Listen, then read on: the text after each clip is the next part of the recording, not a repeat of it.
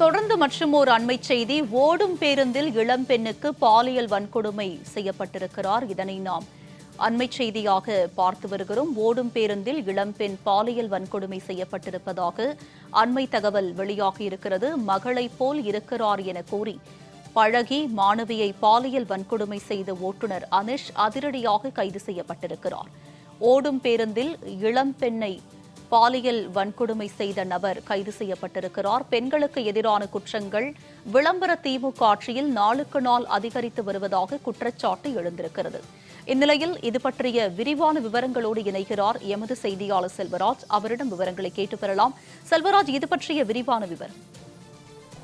நிச்சயமாகுமா, கன்னியாகுமரி மாவட்டம் தக்கலை பகுதியில் வசித்து வரும் விவசாயி ஒருவரின் 21 வயது மகளான கோயம்புத்தூர் உள்ள பிரபல கல்லூரியில் எம்எஸ்சி 2ஆம் ஆண்டு படித்து வருகிறார். கடந்த 4 மாதங்களுக்கு முன்பாக விவசாயியின் மனைவியும் மகளும் கோயம்புத்தூர் கல்லூரிக்கு சென்று அந்த தனியார் ஆமணி பேருந்தில் சென்றனர்.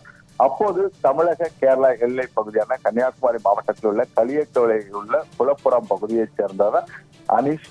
இவருக்கு திருமணமாகி மனைவி மற்றும் பிள்ளைகள் உள்ளனர். இவர் அந்த ஆமணி பேருந்தில் ஓட்டுநராக இருந்துள்ளார். அவர் தாய் மற்றும் மகள் இவரிடம் பாசமாக பேசி, உங்களுக்கு ஏதாவது உதவி வேண்டுமானாலும் சொல்லுங்கள், நான் தான் இந்த பேருந்தில் தினமும் செல்வேன், உங்களுக்கு தேவையான அனைத்து உதவிகளும் நான் செய்து தருவேன் என தெரிவித்துள்ளார்.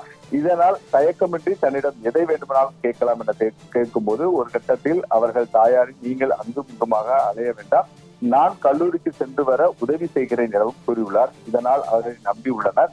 இதனால் விடுப்பிற்கு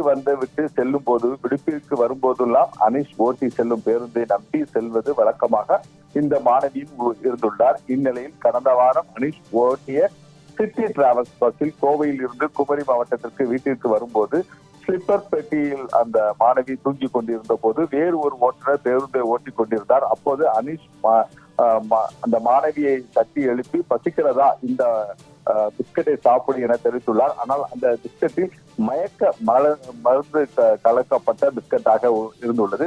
இதை மாணவி அதை சாப்பிட்ட உடனே சிறிது நேரத்திலே அவர் மயக்கமடைந்துள்ளார். இதைத் தொடர்ந்து அந்த பேருந்து ஓட்டுநர் அனிஷ் அந்த மாணவியை பாலியல் பலாத்காரம் செய்துள்ளார். மறுதினம் காலையில் நாம் இருவரும் எல்லாம் முடிந்துவிட்டது, ஆகவே நீ இது தொடர்பாக வெளியே கூறினால் உன்னையும் உனது குடும்பத்தையும் கொலை செய்து விடுவேன் என மிரட்டியுள்ளார். மேலும் தன்னுடன் அவரோட பாலியல் தொந்தரவு தொடர்பாக தங்கள் வீடியோ பதிவு செய்து இருப்பதாகவும் அந்த வீடியோவும் நேரடியாக நான் வெளியே ஒளிபரப்பு செய்து விடுவேன் என மிரட்டியுள்ளதாக கூறப்படுகிறது. உங்களுடைய விரிவான விவரங்களுக்கு நன்றி செல்வராஜ்.